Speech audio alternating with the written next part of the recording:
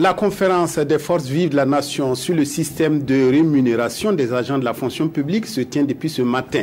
Pendant 3 jours, les discussions vont porter sur le mécanisme garantissant une gestion équitable et soutenable de la masse salariale des agents publics. C'est une démarche qui vise à rechercher l'apaisement social, l'accroissement de la productivité et la réduction des iniquités.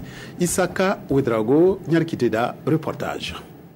L'avenir et même le devenir des agents de la fonction publique se jouent dans cette salle.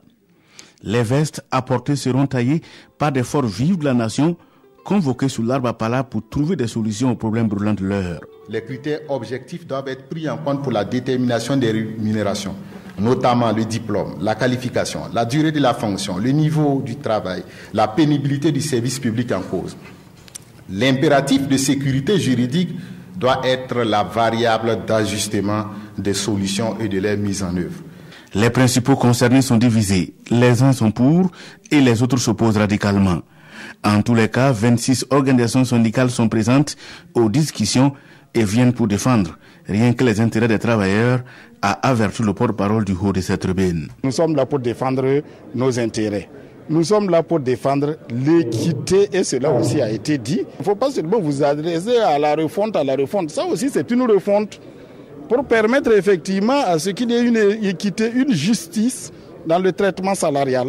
Il est alors urgent d'agir. Agir pour mettre fin aux injustices, à l'iniquité et créer un climat favorable au sein de l'administration. Le chef du gouvernement rassure, ce n'est pas une messe, mais un cadre pour des débats sans tabou, pour solutionner les problèmes dans un cadre global. Comment arriver à rétablir l'équité entre les agents qui ont la même qualification, qui sont entrés dans notre système de fonction publique avec les mêmes niveaux. L'autre question, c'est de voir comment est-ce qu'on peut arriver à harmoniser les conditions de rémunération pour éviter ces iniquités, ces injustices. Alors, dans ce contexte-là, il ne s'agit pas d'enlever le pain de la bouche de quelqu'un pour donner à un autre. Il s'agit de sauver notre modèle social, de faire en sorte que nous puissions vivre dans la paix et dans la cohésion sociale sur cette terre de Burkina Faso que nos ancêtres nous ont donnée et que nous avons le devoir également de transmettre aux générations futures. La dialectique pouvoir-obéissance est remise en cause, regrette le professeur Seni Ouedraogo de la fonction publique qui voit en cela la fragilisation de l'État et son autorité constamment remise en cause.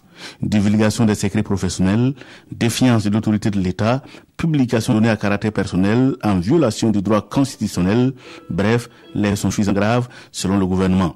Confiance aux des rémunérations doit permettre de donner une marque de la syndic.